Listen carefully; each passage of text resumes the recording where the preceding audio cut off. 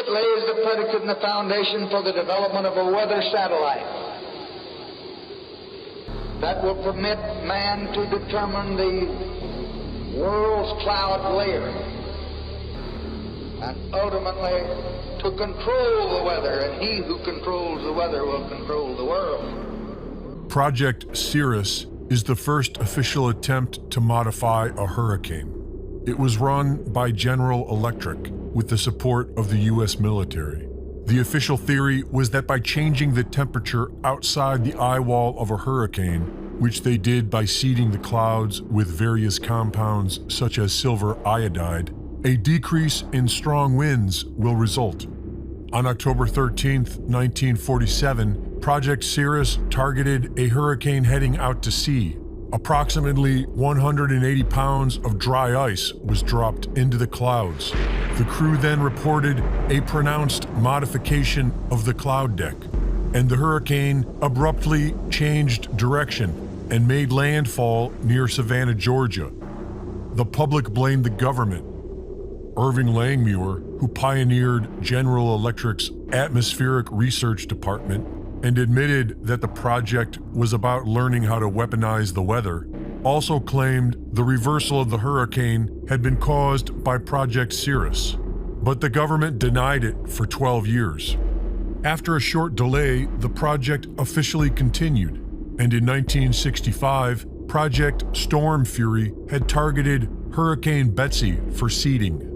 On that day, the storm immediately changed direction and made landfall in southern Florida. Congress blamed it on Project Storm Fury, but the government claimed that the hurricane shifted before they ever had a chance to seed it. And after 2 months of congressional hearings, the project was allowed to continue. During the Vietnam War, weather modification was weaponized in Operation Popeye, and as a result, starting in October of 1978, an international treaty now prohibits the military use of weather modification.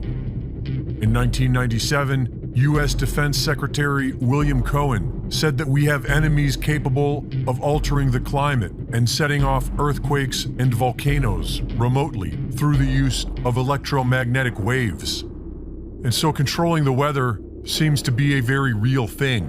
And while the media lies to you, the government has placed gag orders on employees of the National Weather Service, who have sought legal counsel to reverse these illegal gag orders. And they no longer need to seed the clouds. Chemtrails, or as John Brennan of the CIA calls it, stratospheric aerosol injection, allows these black government projects the ability to put whatever they want into the skies. And HAARP has the ability to change the temperature within the ionosphere. In congressional hearings, it was made known that HAARP was a successful operation of controlling the ionosphere with ultra-high-powered radio frequency, and that the Air Force and DARPA went on to develop their own versions. The Air Force has gotten great value out of HAARP in the past. We took it over from the Navy and managed it and actually did a number of experiment campaigns up there, and have finished our work that we're interested in doing up there. We've moving on to other ways of managing the ionosphere, which the HAARP was really designed to do, was to inject energy into the ionosphere to be able to actually control it. And but that work has been completed. Frequency transmission manipulation of hurricanes is one of hundreds of patents on weather control. With conductive particles added to the storm, radio frequencies from multiple locations can steer a hurricane. According to geoengineeringwatch.org, this happened with Hurricane Ian. This is Hurricane Ian, passing near the NexRad transmission facility in Key West, Florida. When the transmission facilities are fully energized, they have a repelling effect on any air mass that has been saturated with electrically conductive climate engineering elements. As Hurricane Ian is allowed to make landfall, the frequency transmission facility in Melbourne, Florida is fully engaged. This effectively slows Ian's migration inland. The transmissions can diminish precipitation in some regions while augmenting it in others. The U.S. Air Force is sending up canisters into the atmosphere filled with chemicals. Another example is the array of technologies, often referred to collectively as geoengineering. One that has gained my personal attention is stratospheric aerosol injection, or SAI, a method of seeding the stratosphere with particles that a fully deployed SAI program would cost about $10 billion yearly. As promising as it may be, moving forward on SAI would also raise a number of challenges for our government and for the international community and other geoengineering initiatives. We shall propose further cooperative effort between all the nations in weather prediction and eventually in weather control. What we're seeing now, and I first could not believe it, and I started looking at the skies, and these are not normal. They're not natural. There's something going on. I don't know who it is or why they're doing it. All I can testify is it's not natural and it's not normal. It's got to be some outside influence doing that. I'm here to give you testimony that chemtrails, they're not contrails, are indeed real. They're spraying almost every day. I watch the clouds and watch the spraying program going on. I want to tell you that we're in very great danger from the pollution that's coming down over us. And we've been led astray by the military-industrial complex, and they're responsible for the cloud's creation and weather manipulation programs. They're dark operations. When you look up at the sun and you see a white haze, that is aluminum floating in the air right now, and it's coming from the aircraft. You want some figures? Okay, latest water test. Tested the rain. 13,100 micrograms per liter of aluminum in the rain in 2013. Normally, it should be zero. If people are finding contamination, wouldn't they come here to address it? Here, yeah. But nothing's being done? What? I don't know. We're investigating this, and there's a huge concern that people are getting sick. Well, I mean, we've interviewed several people. We've been here for a week. Yeah. So you're saying there is no concern? I mean, there is a concern. Many people in the county have told us that they've addressed specifically with you this very issue, and they're saying nothing's being done. That barium and aluminum is being dumped out of airplanes because they can see it in the contrails going over. Okay. Here's my question. If there's aluminum contamination, which is very toxic, is that something that you're supposed to deal with? If it's in the air. It appears that there is contamination. Does that concern you? I mean, personally, it doesn't appear to me that there's contamination. Does it concern you? Here with Kristen Megan, who's actually a U.S. military whistleblower. She has an amazing, fascinating story that we will share with you here today. Now, Kristen, can you tell us what branch of the military you were in and what you uncovered? Sure. I was in the Air Force on active duty for 9 years, and I worked in bioenvironmental engineering. One part of that process was to approve chemicals, hazardous materials. You know, what are you using? Why do you need it? Where's it being used? And tracking that disposal. After it being brought to my attention about chemtrails or geoengineering, I used to think it was crazy. It actually was disrespectful to my line of work, because here we are trying to prevent environmental aspects and impacts and not have anybody get sick from our operations. But in an attempt to debunk, it changed my life. I started noticing things. I started noticing large quantities on the system where I would approve chemicals that did not have a manufacturer name, wasn't tied to a building. When I started asking questions, I slowly became demonized. A couple years passed after that when I asked again and people realized I was kind of being more vocal about it on social media. I was starting to be thrown into a mental institution and have my daughter taken away. Wow. That changed my life. I no longer view the military the same way, and I feel like after 9 years of trying to uphold an oath, I'm able to do that now. I feel they're getting ready to admit it, and they're trying to sell it to us. You know, it's kind of like they sell it back to us. They sell fluoride to us. You know, fluoride is a mining waste product. Well, how can we make that good? You know, put it in your water. So I think that they're trying to now kind of admit it and act like they're going to start doing it, and they've already been doing it. Okay, she's got the snow lit. Let's see what it does. It's not dripping at all.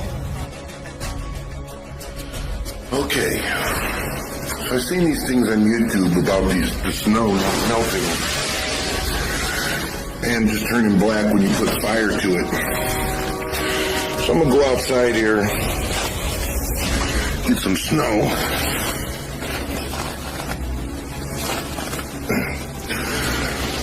Get some snow.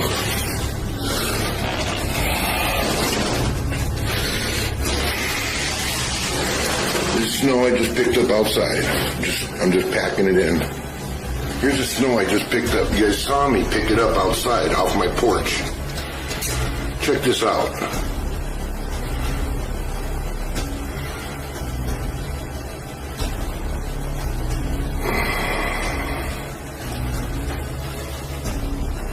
Dude, that is weird. It doesn't melt. There's no drops of water. That is weird. That is weird, man. Look, it just like turns black.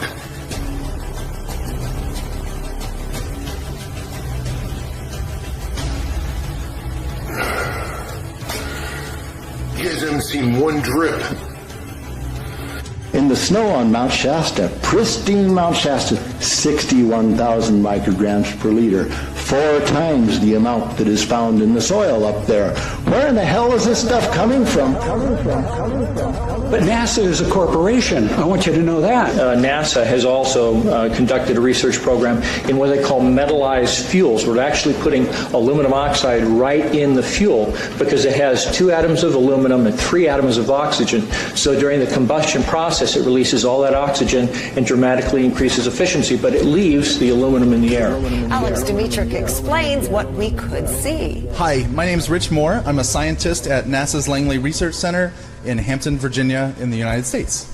What is your specific job here on this mission? So I'm an airborne atmospheric scientist, and I'm interested in understanding how aerosols or particles that are emitted by jet engines in the atmosphere go on to evolve in the atmosphere. The people who sit here, the left seat is the mission director, and the right seat is his assistant.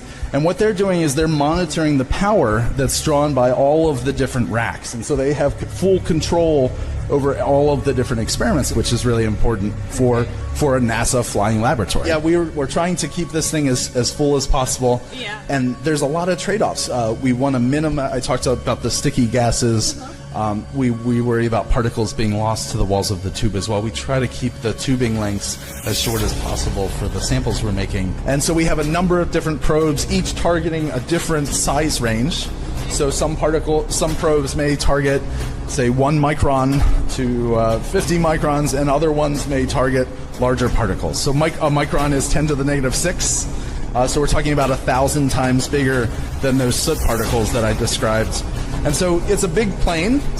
We've got instruments mounted on the fuselage, and then we also have instruments mounted on the wingtips. Starting in 1993, it was called in vitro toxicity of aluminum nanoparticles in rat alveolar macrophages. That's a real fancy way of saying testing the effect of aluminum nanoparticles on the white blood cells in the little air sacs in your lung, the alveoli. And what they found in this 8-year study was that these particles, when you're exposed to them long enough, it suppresses the ability of your white blood cells to defend you from airborne infections coming into your lungs. So it suppresses your immune system. But they also found that these same particles, once they get into your system, they can actually go through the barrier in each one of the cells. They get inside the cells, and these particles can actually suppress the ability of mitochondria, which are in the cells that help to gobble up toxins and things that would be harmful to the nucleus and the reproduction process of the cells in your body. These processes are suppressed, and so essentially by breathing this material in, your immune system is dramatically suppressed. They said, we're going to control the weather by the year 2025. I asked them, what are they doing spraying these chemicals on the public? I said, there's a violation of United States Code 50 USC 1520, which prohibits the American government from experimenting on the U.S. citizens with chemical agents. I said that law also requires who's ever experimenting, when the federal government does it, that they have to report to Congress within 30 days. They wrote back, they said they don't know what I'm talking about. We have enough evidence that there's this spraying going all over the place. We were warned about the takeover of our freedoms by the military-industrial complex by both Eisenhower and Kennedy. They're gaining traction on us, folks. We are in trouble more than just a spraying program. All I can say is it's about time we get up in arms about this, because it is affecting our health. It's high time that we as citizens of this great country take action. take action. The most amazing thing is that cloud up there, which was generated by the engine, and in about an hour's time, someone in Mississippi is going to get wet washing. It will actually rain. 13,100 micrograms per liter of aluminum in the rain in 2013. Normally, it should be 0. It's raining! That's unbelievable! Oh. NASA's playing God. It's making its own weather.